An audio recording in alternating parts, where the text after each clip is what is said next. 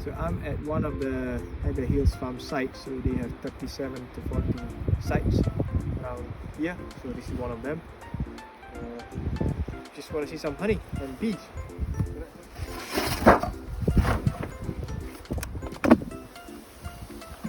There's more honey in this one. Ooh.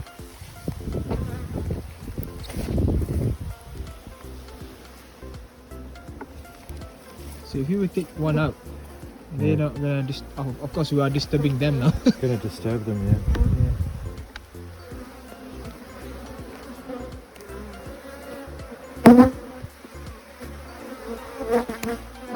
Ooh, nice. So that's the fresh honey. Fresh honey. Ooh, They should seal all that by the next week or so, that's when you understand. and then you uncap it I see. when it gets back to the farm and the honey comes out. But unless it's capped, it's not dehydrated properly. So there's water content there. Unfortunately, if you leave empty hives around and there's a little bit of honey in it, any bees that are swarming smell it. Yeah. And then they're swabbing out in this gap here.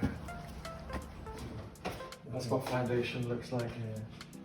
So they're given the start, but they have to draw out these cells The shell themselves and then up grow to up. here on both sides. So how do they know that's going to be the thickness of their? Because the next frame will be right beside. Oh yeah, that's the reason why they cannot. Yeah. So and that's called a bee space. Yeah.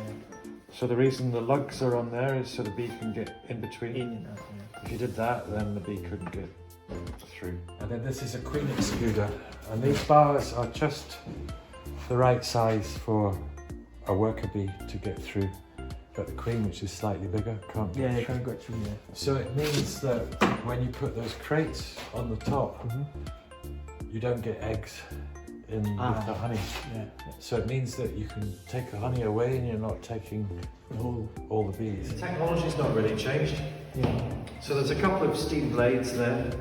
That's a boiler that heats the water up and sends steam through the blades, and the blades cut that wax seal off, so the honey starts dripping off into the trough, and it floats down to the bottom there and gets spun into that little tank there on the right hand side. Yeah, and then The big tank at the end is for the blossom honey, because blossom honey is liquid, whereas heather honey is like a jelly, and so the wax never separates from the heather. So the heather takes twice, if not 3 times as long to extract, right. which is another reason it's more expensive. Yeah. So we'll spend all of the rest of this month and all of October and all of November trying to extract the heather honey, whereas we can extract blossom honey in 2 weeks. Ooh, they did one as well. So the blossom honey just goes to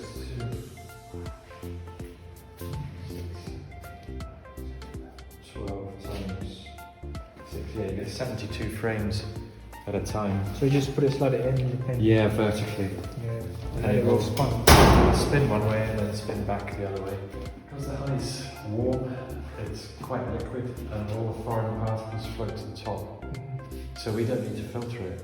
Yeah. So keeps the pollen, keeps all the minerals and stuff that are good.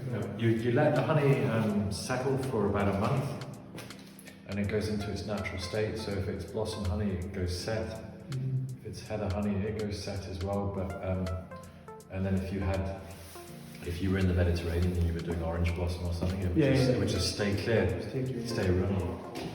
Where's the pipe? You swing this pipe over. It was last used to fill up the blossom. That pipe comes over goes in here. there. This has just got a filter in it. It spins round. It's the last cleaning process. That's our store. You know, we've got our own jar. That's how many. We have to get 140,000 made at a time. Oh yeah, so busy. And Susan. Susan. Hiya. So they made 10 layers for Yeah. this box. Yeah, and it's 16 boxes per layer, so it's 160 boxes in total. That's a full pallet, so you can go because for the height of it. yeah. So That's beeswax. It's crude beeswax. So basically, did Mark show you the extraction room and explain Yeah, the sort of the process thing that is. goes through? So that's how it There's goes. when the wax gets separated, melted down basically with the head of honey process, and so we put them into these big pans. It's like a roasting pan basically, a big pan. tray, like. Yeah, a tray, and they solidify, and that's crude beeswax. So obviously it's still quite dirty in places, but if you boil it up, all the debris comes to the top and the wax can get filtered at the bottom. And what we do is we send a lot of this out to make the wax for the frames for next year, because a lot of the wax might be damaged, or after 3 or 4 years you get a lot of pesticides and things like that in the comb becomes dirty, you need to replace the comb. So we use that for that, and then we make our own candles. Do you? Am I out of the way? So are you filming? Yeah. Oh right. It's fine glucose. Yeah. And then the rape gives it a very fresh green grass sort of vegetal taste to it as well. So it's lovely. It's quite smooth and velvety, and you get a burst of tang towards the end. So have a wee taste Sure, of that yeah. and see what you think. Aiden, you want to try one? It's good honey. Oh, see? There's a lot. Is it? Yes. More. Oh, you want to try Is it not a lot? Try some.